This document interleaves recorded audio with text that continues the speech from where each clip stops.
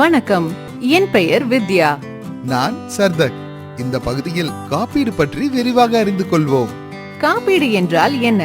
ஒரு நிறுவனத்திற்கு நாம் தவறாமல் கொஞ்சம் பணத்தை கொடுத்து அதற்கு பிரதிபலனாக எதிர்காலத்தில் நோய், மரணம், திருட்டு அல்லது இழப்பு போன்றவை எதிர்பாராத சூழ்நிலைகளை அல்லது நெருக்கடிகளை சமாளிக்க நிறுவனம் நமக்கு பணம் தருவதாக உறுதியளிக்கும் ஒரு ஏற்பாடு காப்பீடு எனப்படும். நமக்கு ஏன் காப்பீடு தேவை? நமது வாழ்க்கை சுழற்சியின் வெவ்வேறு நிலைகளில் நமது தேவைகள் மற்றும் தொடர்புடைய செலவுகள் வேறுபடுகின்றன. சில செலவுகள் திடீரென்று வந்து நமது வருமானம் மற்றும் குடும்ப வாழ்க்கையில் மோசமான தாக்கத்தை ஏற்படுத்துகின்றன.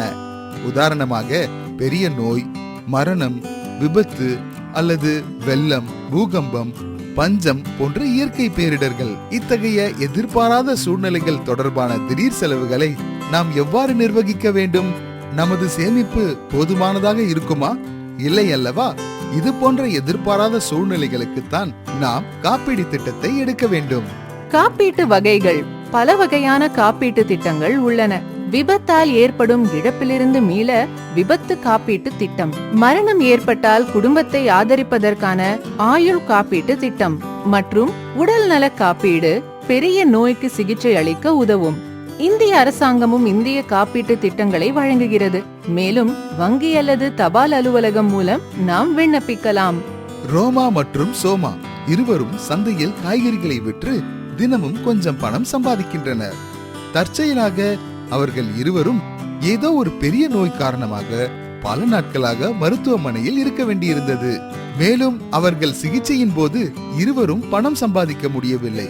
சிகிச்சைக்கான செலவை பார்த்தபோது ரோமாவுக்கு ஒரு பெரிய அதிர்ச்சி ஏற்பட்டது. ஏனெனில் பல மாதங்களாக சேமித்த தனது சேமிப்பு அனைத்தையும் மருத்துவமனை செலவுக்கே முடிந்துவிடும். அதற்கு மேல் அவர் வட்டிக்காரரிடம் கடன் வாங்க வேண்டியிருக்கும்.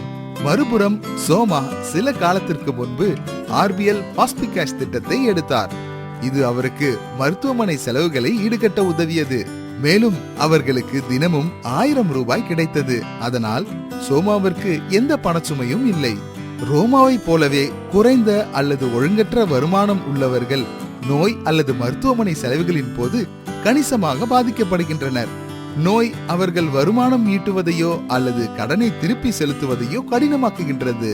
இந்த சூழ்நிலையில் சோமா செய்ததை போல ஆர்பிஎல் ஹாஸ்பிகேஷ் திட்டத்தின் உதவியை பெறுவது புத்திசாலித்தனம்.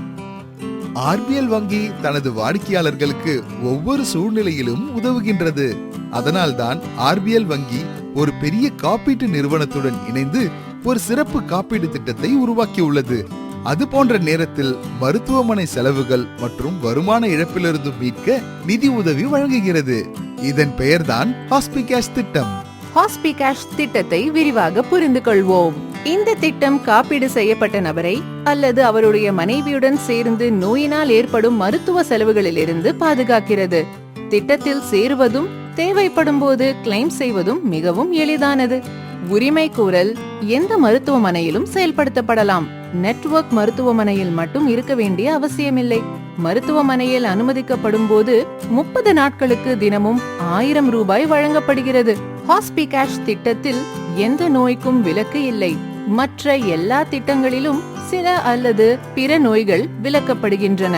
அடுத்த சென்டர் மீட்டிங்கில் ஆர்பிஎல் பேங்க் ஹாஸ்பிகேஷ் திட்டத்தை பற்றி அறிந்த ரோமா உடனடியாக அதற்கு விண்ணப்பித்து வீட்டிற்கு வந்ததும் தன் கணவனையும் சேர சொன்னார். எனவே இந்த பகுதியில் ஆர்பிஎல் வங்கியின் ஹாஸ்பிகேஷ் திட்டத்தின் உதவியுடன் நோயின் பொழுது மருத்துவமனை செலவுகளை எவ்வாறு தவிர்க்கலாம் என்பதை பார்த்தோம்.